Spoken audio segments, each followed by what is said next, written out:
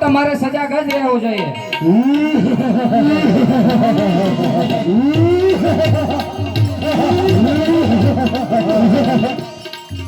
કોણ છે તું? અરે જવાન, કોણ છે તું? મારા વર્ગને આડે આવનાર. મારું નામ અરપાલ ને મકવાણા છે, પણ તું બતાવ કે મારી રજા સિવાય આગળ ડગલા કેમ માંડી રહ્યો છે?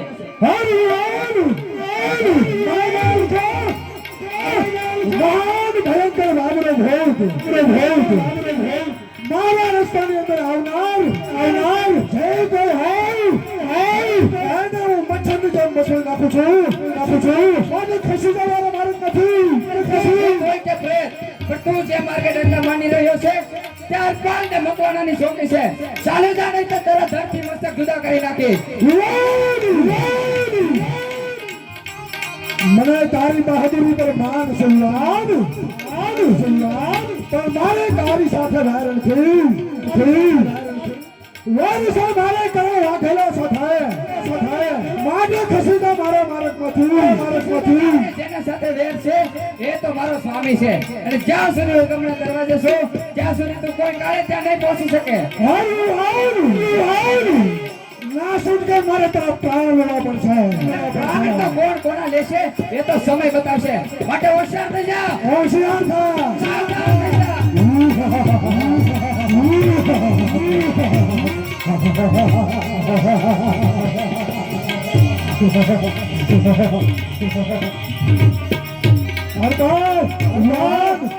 આ બાજુ જો.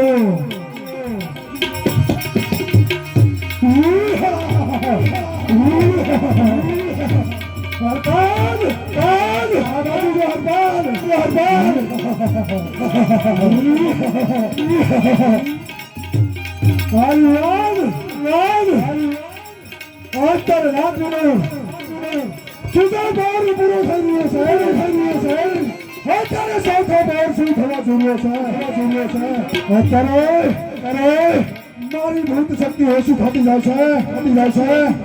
અત્યારે તો હું જાઉં છું.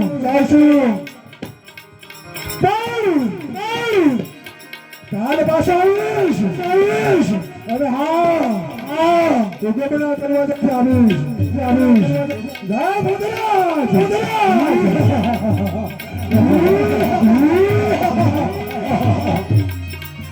જા કાયર, અંતે ભાગી ગયો. મર્દના ઘા દુશ્મનની સાથીઓ ઉપર હોય છે, પેટ પાછળ નહીં. આ બાબરો કોઈ મહાન શક્તિશાળી પ્રેત આત્મા લાગે છે. તેમને મારી સાથે કોઈ વેર નથી. તેમને કરણ વાઘેલા સાથે કોઈ જૂનો પૂર્વજન્મનો વેર હોય તેવું મને લાગે છે.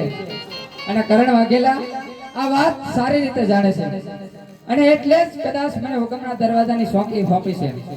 પરંતુ આજે જ રાજસભામાં જઈ અને સત્ય શું છે તેને હું ખાતરી કરું છું.